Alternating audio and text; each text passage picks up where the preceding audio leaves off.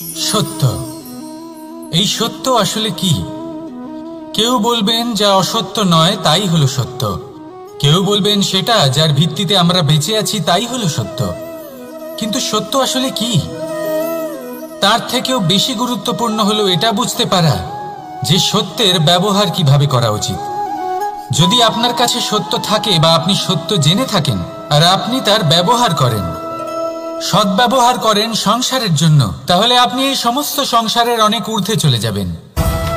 কিন্তু যদি আপনি সত্য জানেন আর তার দুর্ব্যবহার করেন, তাহলে আপনি সমস্ত সংসারের পক্ষে ক্ষতিকারক হয়ে উঠতে পারেন।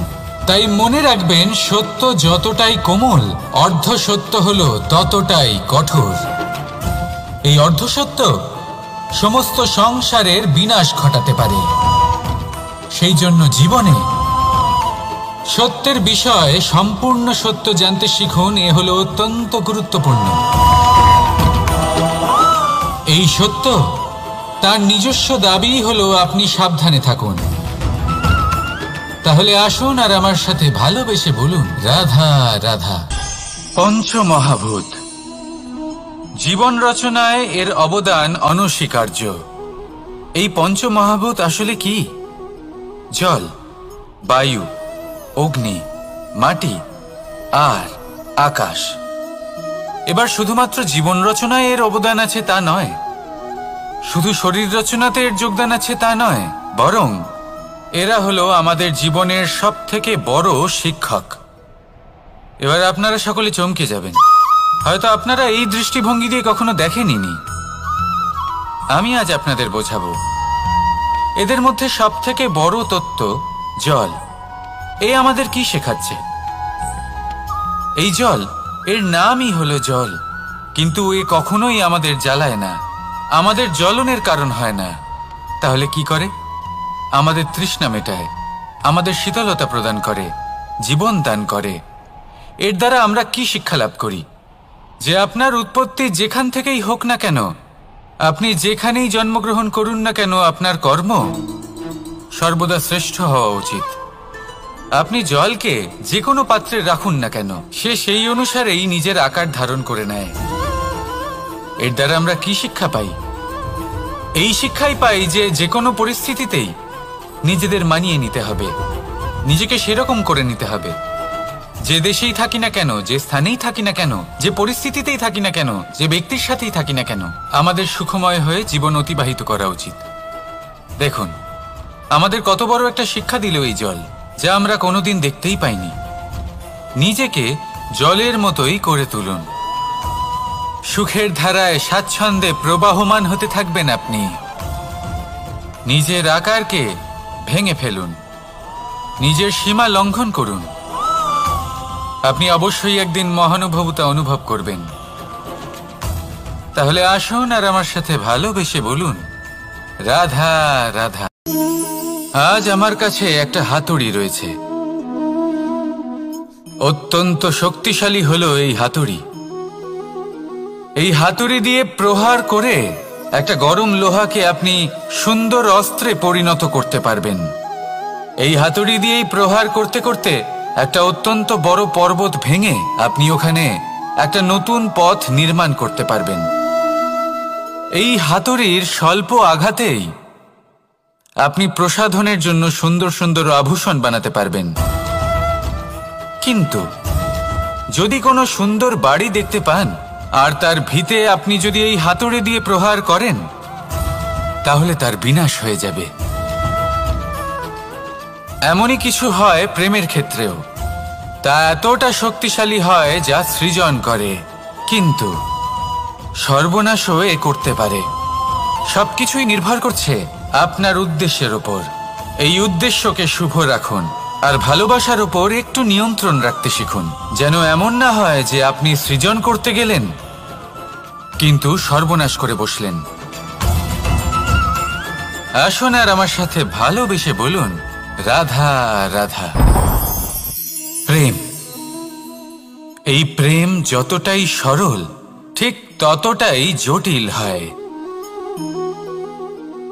এই প্রেমের দুই রূপ হয়, সবলতা আর দুর্বলতা। নির্বাচন হলো আপনার। এবার যদি একটা উদাহরণ দিয়ে আপনাকে বোঝাই, তাহলে মাতা পিতাকে দেখুন।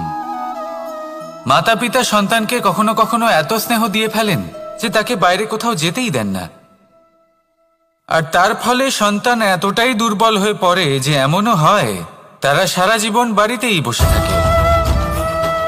এবার যদি এই মাতা পিতাই এই ভালোবাসায় সাহস জুগিয়ে দেন, সেই সন্তানকে বলে দেন যে যাও, এই সংসারকে অনুভব করো, নিজের প্রারব্ধ নিজেই রচনা করো, এই সংসারে সব থেকে শ্রেষ্ঠ হয়ে দেখাও, সব থেকে উঁচুতে উঠে দেখাও, তাহলে সন্তান অবশ্যই এটা করে দেখাতে পারে। এবার আপনি নিজের প্রেমের দ্বারা আপনজনদের দুর্বল করবেন নাকি তাদের সবল করবেন, সিদ্ধান্ত আপনারই।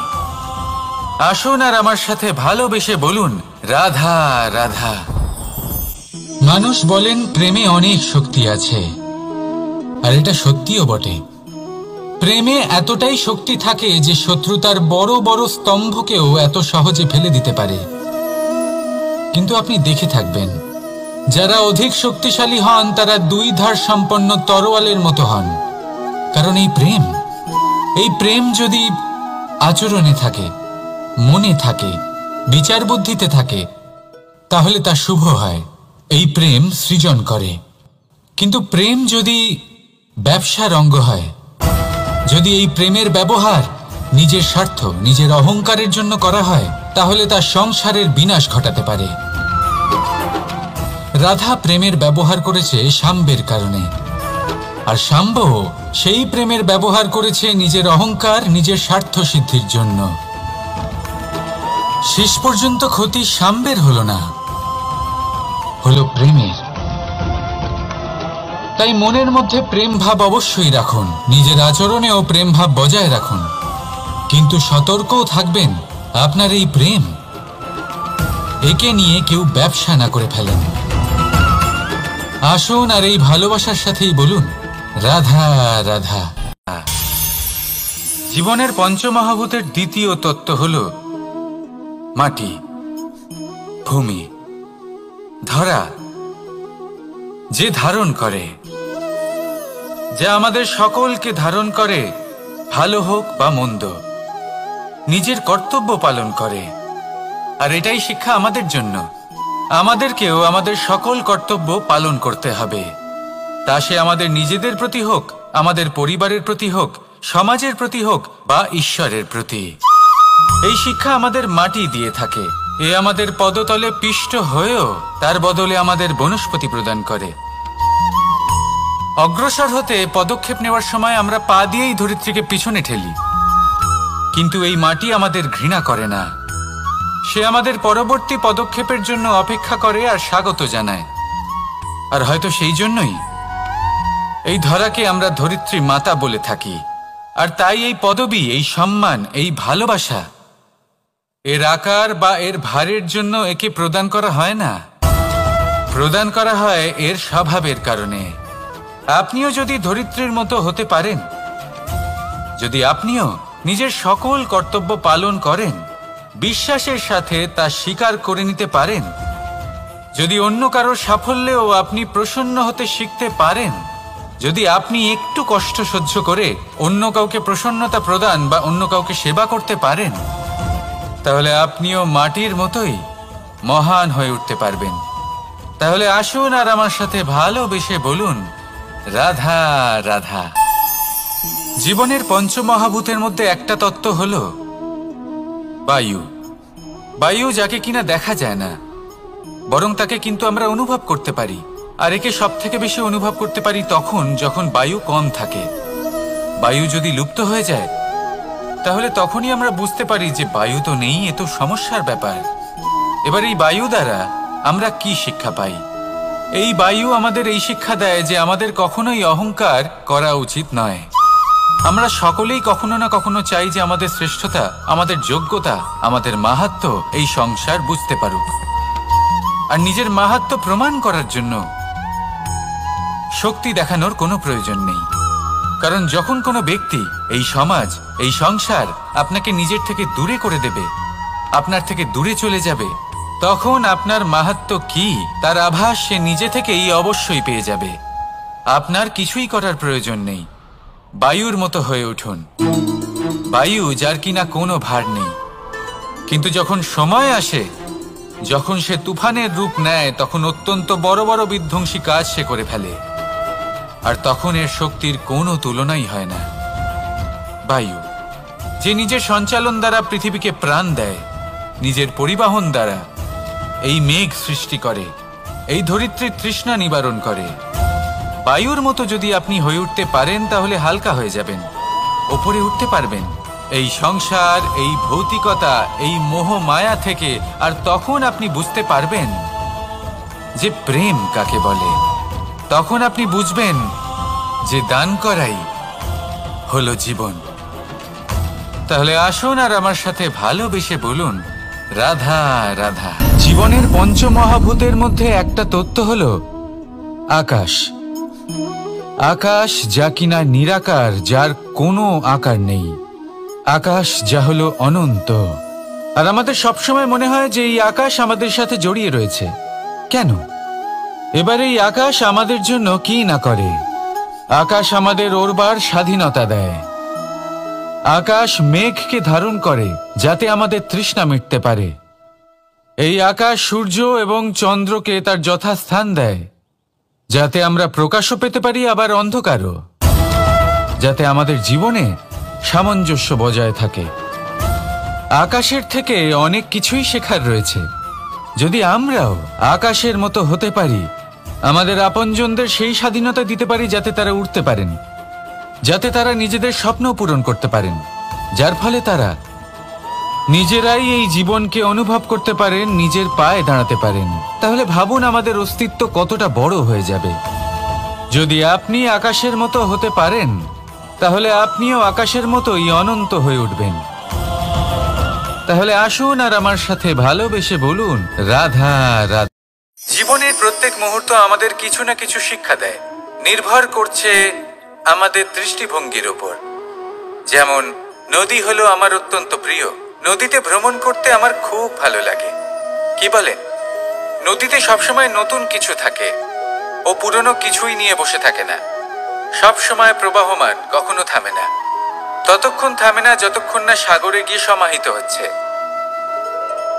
ঠিক এইভাবেই আমাদেরও উচিত নিজের জীবন অতিবাহিত করা, নদীর মতো। প্রত্যেক মুহূর্ত নতুন, তাই সেইভাবেই জীবন যাপন করুন। পুরনো কিছুই একত্রিত করে রাখবেন না। বিগত স্মৃতির মাঝে নিজেকে হারিয়ে ফেলবেন না।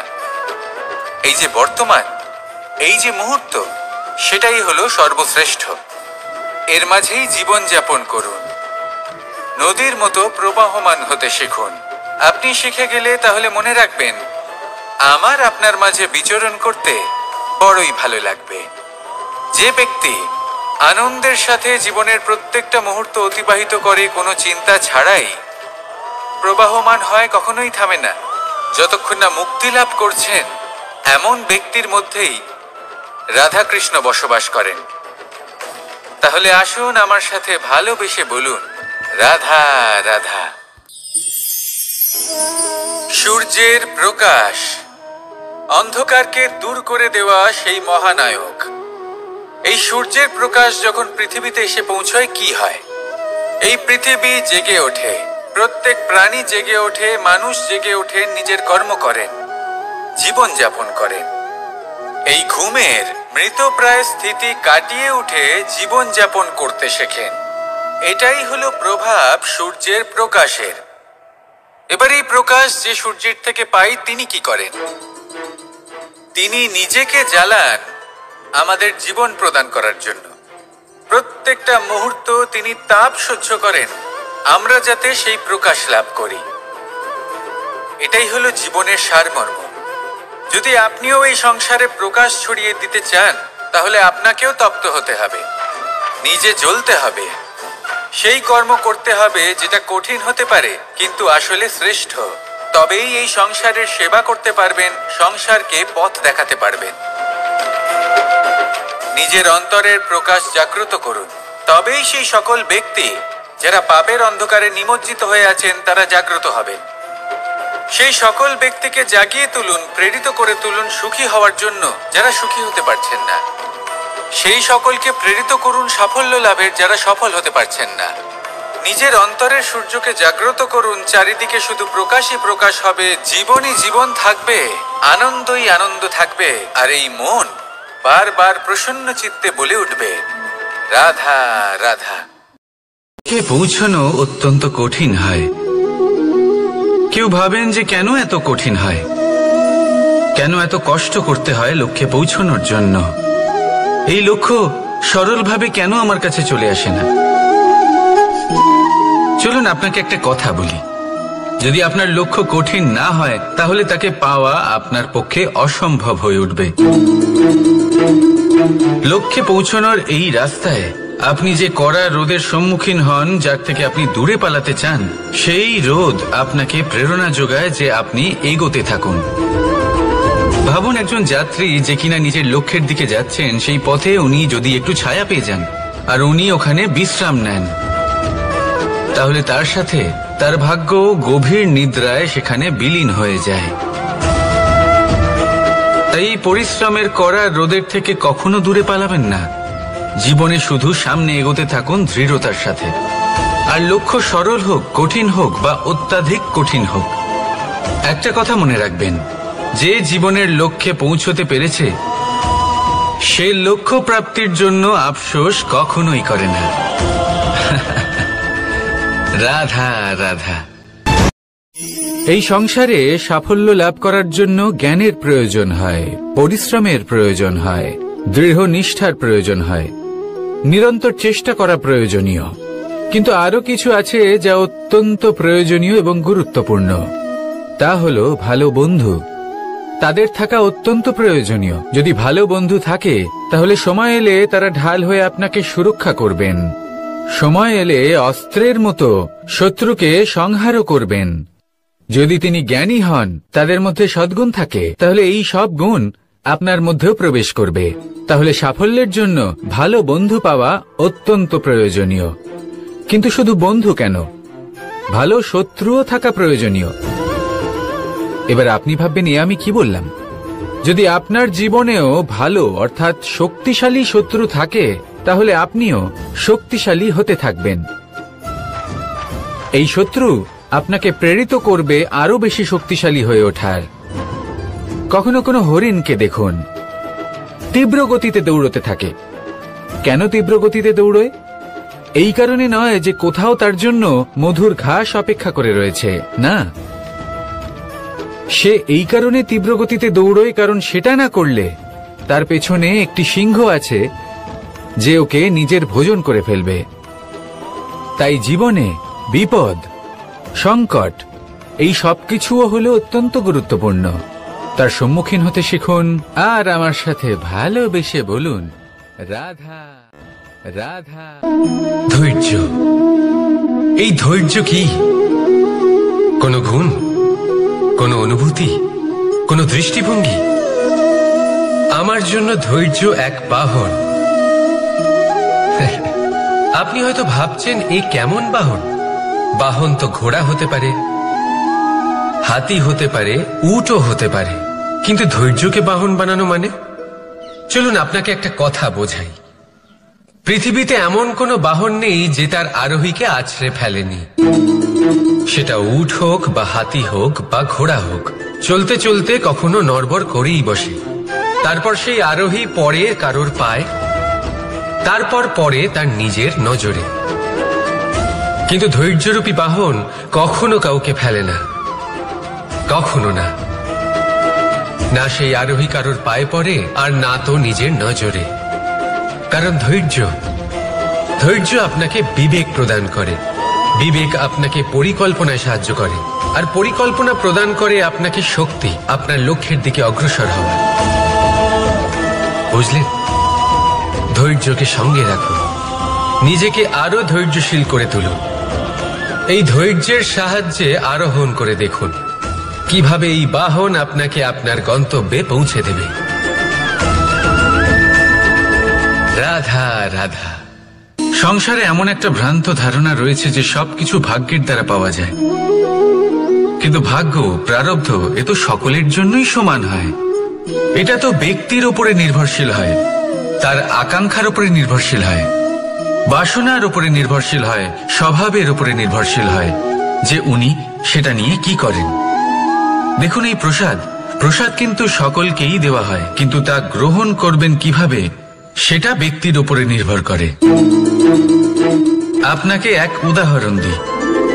যেমন ধরুন, দুজন মানুষকে আমি একটা করে মাটির ডেলা দিলাম, সেটা নিয়ে তারা কি করবেন? একজন মানুষ তার ছোট ছোট ডেলা বানাবেন আর পথযাত্রীদের ওপরে ছুঁড়ে মারবেন, হাসি ঠাট্টা করবেন, তাদের বস্ত্র নোংরা করে দেবেন, সেটাতেই উনি আনন্দ পাবেন। অন্যদিকে দ্বিতীয় ব্যক্তি সেই মাটির ডেলা দিয়েই নিজের জন্য একটা কুঁড়ে ঘর বানাবেন। সেই কুঁড়ে ঘর যা রোদেতে, বৃষ্টিতে, ঝড়ে তাকে সুরক্ষিত রাখবে। অনুভূতি, এই অনুভূতি বদলাতে শিখুন। এই অনুভূতি অত্যন্ত গুরুত্বপূর্ণ। ভালোবাসাতেও এই অনুভূতি হলো অত্যন্ত গুরুত্বপূর্ণ। ভালোবাসা সে বন্ধুর সাথে হোক, মা বাবার সাথে হোক, ভাই বোনের সাথে হোক, স্ত্রীর সাথে হোক, যে কারোর সাথে হোক। মনে রাখবেন, এই হলো সেই অনুভূতি যা আপনার ভাগ্য নির্ধারণ করে থাকে। তাহলে আসুন আমার সাথে প্রেমের অনুভূতি নিয়ে বলুন, রাধা রাধা। লক্ষ্য, পথ আর সাফল্য, এই তিনটেই একে অপরের সাথে জড়িত, কিন্তু অনেকবার মানুষ এদের ঠিকভাবে বুঝতে পারেন না। তারা ভাবেন যে যেরকম লক্ষ্য হবে সেরকমই পথ হবে, সেই মতোই লক্ষ্য কঠিন হলে পথ কঠিন হবে, লক্ষ্য সরল হলে পথও সরল হবে। যদি আপনাকে আসল সত্যের সাথে অবগত করাই, তাহলে দেখবেন সবকিছুই এর উল্টো। লক্ষ্য নিজের পথ বানায় না, পথ সেটাই যেটা আপনি স্বয়ং নির্বাচন করে আপনি নিজে বানান। সেই অনুসারেই আপনি আপনার লক্ষ্যে পৌঁছতে পারবেন। সেই জন্য জীবনে যখনই লক্ষ্যে পৌঁছানোর পথের বিষয়ে আপনি কোনো সিদ্ধান্ত নেবেন, তাহলে তা ভেবে চিন্তে নেবেন, কারণ এই পথ অত্যন্ত গুরুত্বপূর্ণ। পথ যদি শুভ হয়, তাহলে লক্ষ্য আপনা থেকেই শুভ হয়ে যায়।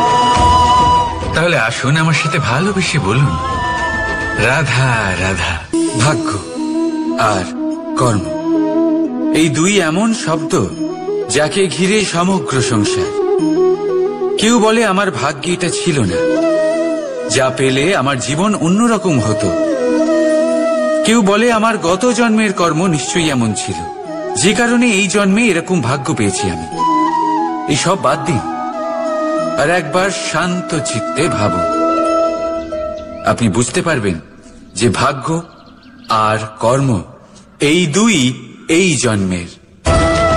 তফাৎ শুধুমাত্র এটাই যে যদি ভাগ্যের কথা বলা হয়, তাহলে আপনি এই ভাগ্যের থেকে যত বেশি আশা করবেন, তত বেশি নিরাশ হবেন আপনি।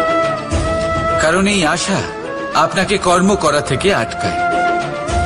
যদি কথা বলা হয় কর্মের, তাহলে নিজের কর্মের প্রতি যত বিশ্বাস রাখবেন, তত বেশি সফলতা আপনার কাছে আসবে।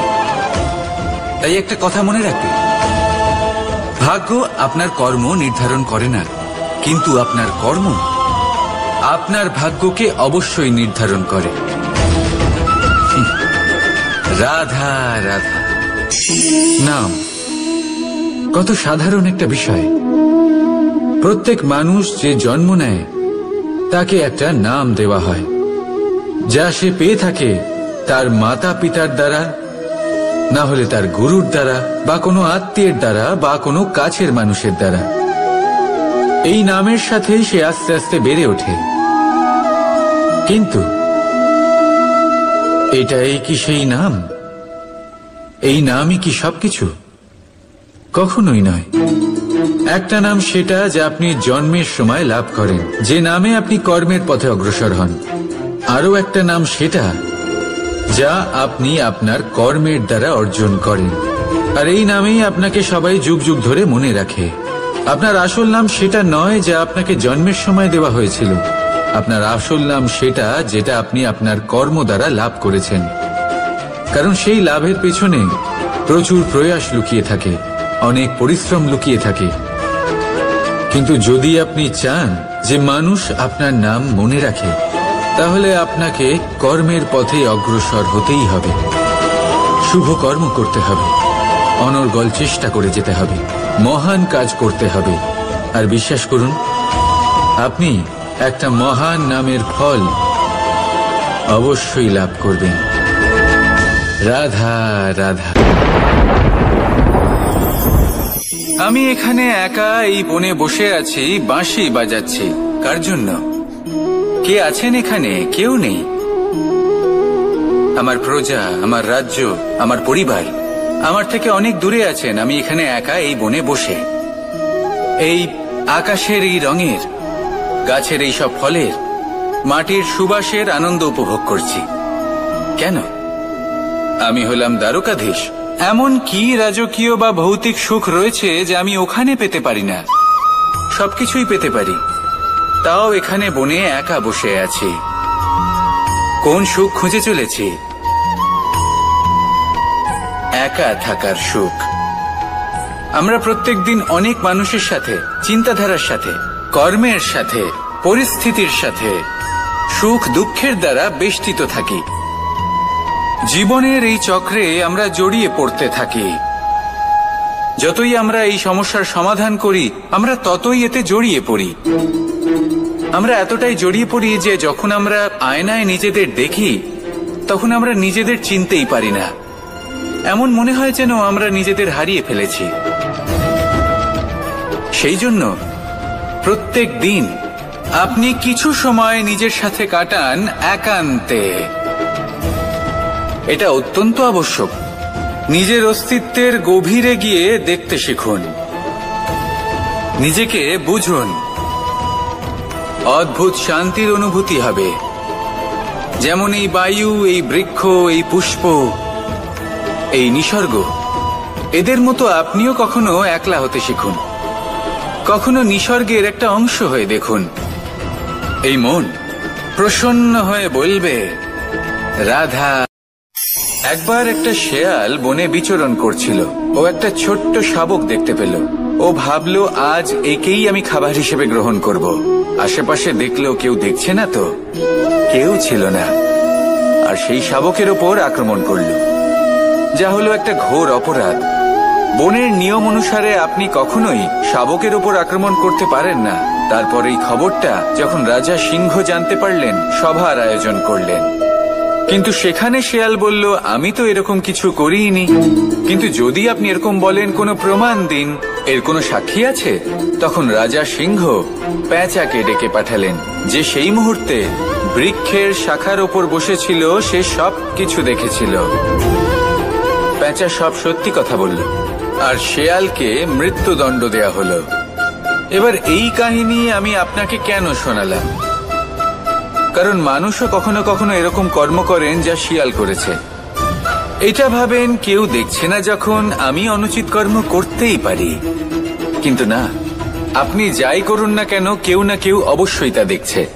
কোনো ব্যক্তি না হলেও কোনো প্রাণী, না হলে কোনো যক্ষ বা দেব বা প্রেত। যদি এনারা কেউ না দেখেন, তাহলে ধরিত্রী মাতা দেখেন, যেখানে দাঁড়িয়ে আপনি সেই কর্ম করছেন, তাই না? তাই একটা কথা সবসময় মনে রাখবেন, কে দেখছেন কে দেখছেন না সেই বিষয়ে ভাবা ছেড়ে দিন। এটা খুব সহজ কথা। আপনি যদি উচিত কর্ম করেন, উচিত ফল পাবেন। যদি অনুচিত কর্ম করেন, তাহলে আপনি অনুচিত ফল অবশ্যই পাবেন। সেই জন্য উচিত পথে চলতে থাকুন, উচিত কর্ম করতে থাকুন, আর আমার সাথে ভালোবেসে বলুন, রাধা রাধা। বাহ, পুষ্পের সুবাস আমার খুব ভালো লাগে। অত্যন্ত সুন্দর হয় এই পুষ্প। এইভাবে চারিদিকে পুষ্প দেখে মন আনন্দিত হয়ে ওঠে। এবার আপনারা ভেবে দেখুন, আমার চারিদিকে পুষ্প নয়, আগুন আছে। তাহলে কি হবে? আমার শরীর কি জ্বলে যাবে না? অবশ্যই জ্বলবে। শরীরকে কি আগুনের তাপ সহ্য করতে হবে না? অবশ্যই সহ্য করতে হবে। এটাই হলো প্রকৃতির নিয়ম। এই নিয়ম কিন্তু আমরা সবাই জানি, কিন্তু আমাদের মধ্যে বেশিরভাগ মানুষ এই বিভ্রান্তি নিয়ে বাঁচি যে এই যে প্রকৃতির নিয়ম, তা আমার ওপর প্রযোজ্য নয়। তা কিন্তু নয়। আমাদের চতুর্দিকে এই যে নিসর্গ রয়েছে, আমরা তার কতটা ক্ষতি করি সেটা একবার ভেবে দেখুন। আমরা বনাঞ্চল জ্বালিয়ে দিই, বায়ু দূষিত করি, জল দূষিত করি, প্রাণীদের হত্যা আমরা করি। কেন? এই নিসর্গ আমরা নষ্ট করি, যদিও আমরা জানি যে আমরাও হলাম এই নিসর্গেরই অংশ। এবার দেখুন, শরীরের কোনো অংশে যদি আগুন ধরান, আস্তে আস্তে সমস্ত শরীরও জ্বলে যাবে। সেইভাবেই নিসর্গ যদি নষ্ট হয়ে যায়, তাহলে মনুষ্য জাতিও নষ্ট হয়ে যাবে। তাই এই যে নিসর্গ আপনি দেখছেন, এই পুষ্প, এই বৃক্ষ, বায়ু, জল, এদের সকলকে রক্ষা করুন, নষ্ট নয়। মনে রাখবেন, যদি নিসর্গ থাকে মানুষ থাকবে, যদি নিসর্গ থাকে তাহলেই জীবন থাকবে। আসুন আমার সাথে ভালোবেসে বলুন, রাধা রাধা। কারই না পছন্দ বলুন তো? অত্যন্ত সুস্বাদু হয় এই মধু, মিষ্টি খেতে হয় এবং তা শক্তিও প্রদান করে, এবং প্রত্যেকটি মিষ্টি পদার্থের মতোই এতেও খুব তাড়াতাড়ি পিঁপড়ে ধরে যায়। অন্যদিকে যদি নুনকে দেখি, তাহলে বছরের পর বছর রাখলেও এতে পিঁপড়ে ধরে না। এবার যদি কথা বলি বন্ধুত্বের, তাহলে বন্ধুত্ব নুনের মতো হওয়া উচিত, মধুর মতো নয়। যারা সামনে এলে শুধুমাত্র মধুর মধুর কথা বলবে, পরে এতে পিঁপড়ে ধরে যাবে, এটা নুনের মতো হওয়া উচিত। প্রকৃত বন্ধু হলো সে যে সময় এলে পরে আপনার সামনে আপনার প্রকৃত সত্য তুলে ধরবে, তা সে যতই কঠিন হোক না কেন। আপনার দোষ, আপনার অপগুণ, আপনার খামতি আপনাকে বলতে পারবে, যাতে আপনি সেগুলো শুনে মেনে নিয়ে তারপর নিজেকে শুধরোতে পারেন। এটাই হলো প্রকৃত বন্ধুত্ব। কখনো নিজের জীবনের আশেপাশে মন দিয়ে দেখবেন, অনেক সময় এমন মানুষ থাকেন, অনেক বন্ধু থাকেন, যাদের দেখে আমাদের মনে হয় যে এনারা খুব কঠোর, এনাদের কথা খুব কটু। কিন্তু বেশিরভাগ এমন মানুষের মনটা যদি বুঝতে পারেন, তাহলে দেখবেন তাতে কোনো মালিন্য নেই, এনাদের মন অত্যন্ত পবিত্র হয়। যদি আপনার জীবনেও এমন কোনো ব্যক্তি থেকে থাকে, এমন বন্ধু থাকে, তাহলে তাদের আগলে রাখুন আর আমার সাথে ভালোবেসে বলুন, রাধা রাধা। যতক্ষণ আমরা এই সংসারে জীবিত, ততক্ষণ আমাদের সাথে সবকিছু থাকে, আমাদের ধন, সুখ স্বাচ্ছন্দ্য, আমাদের মিত্রগণ, আমাদের পরিবার, এই সমাজ, এই সবকিছু আমাদের সাথে থাকে। যেদিন আমরা এই সংসারকে ত্যাগ করব, এদের মধ্যে কেউ আমাদের সাথে যাবে না, না ধন, না স্বাচ্ছন্দ্য, না সম্পত্তি। এই সকল মানুষ, এই সমাজ, এরা শুধুমাত্রই শ্মশান পর্যন্ত আমাদের সাথে থাকতে পারবেন। তারপরে যদি আমাদের সাথে কিছু যেতে পারে, তাহলে তা শুধুই আমাদের ধর্ম। আর এই সংসারে আমরা নিজেদের যে সুনাম রেখে যাই, সেটা সম্ভব শুধুমাত্র কর্মের দ্বারা। সেই জন্য সংসারে যতদিন পর্যন্ত জীবিত আছেন, যদি কিছু অর্জন করতে চান, তাহলে ধর্ম অর্জন করুন, ধর্মের বিষয়ে স্পষ্টতা অর্জন করুন এবং কর্ম অর্জন করুন। এটাই হবে আপনার অতীত এবং এটাই হবে আপনার ভবিষ্যৎ, এবং এটাই সকলকে প্রেরণা প্রদান করবে। আসুন আমার সাথে ভালোবেসে বলুন, রাধা রাধা। কোনো যাত্রায় যাব বলে মনে করি, তখনই আমরা প্রস্তুত থাকি আসন্ন বিপদের জন্য বা সংকটের জন্য।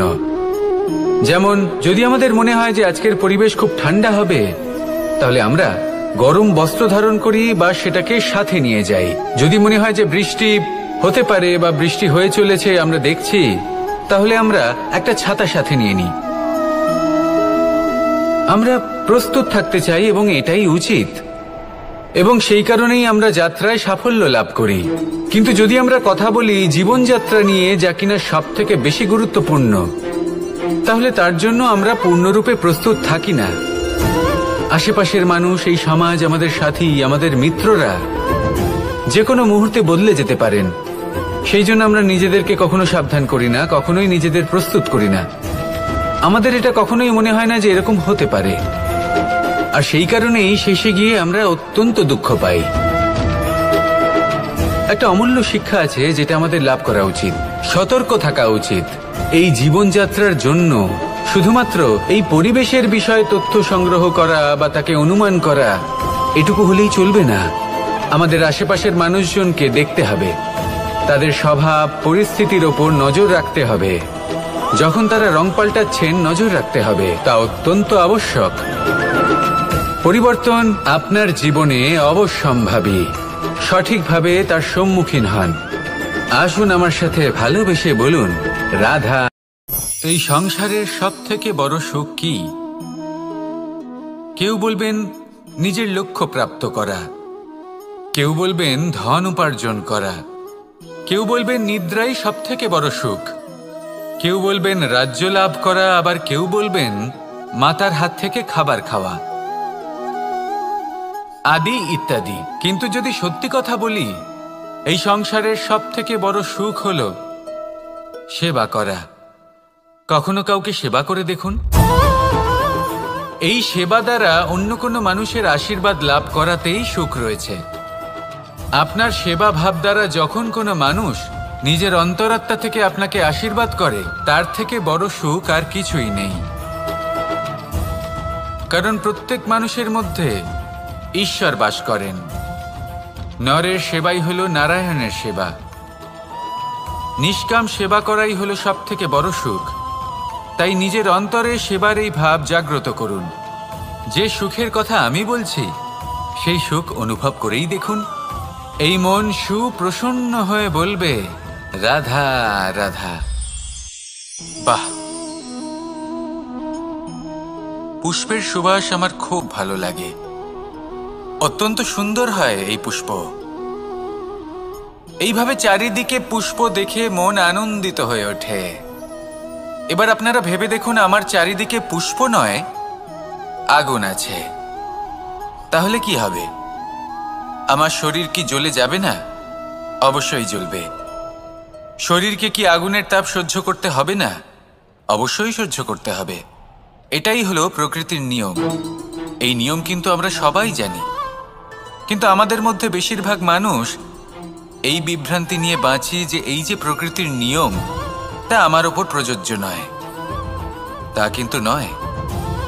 আমাদের চতুর্দিকে এই যে নিসর্গ রয়েছে, আমরা তার কতটা ক্ষতি করি সেটা একবার ভেবে দেখুন। আমরা বনাঞ্চল জ্বালিয়ে দিই, বায়ু দূষিত করি, জল দূষিত করি, প্রাণীদের হত্যা আমরা করি। কেন? এই নিসর্গ আমরা নষ্ট করি, যদিও আমরা জানি যে আমরাও হলাম এই নিসর্গেরই অংশ।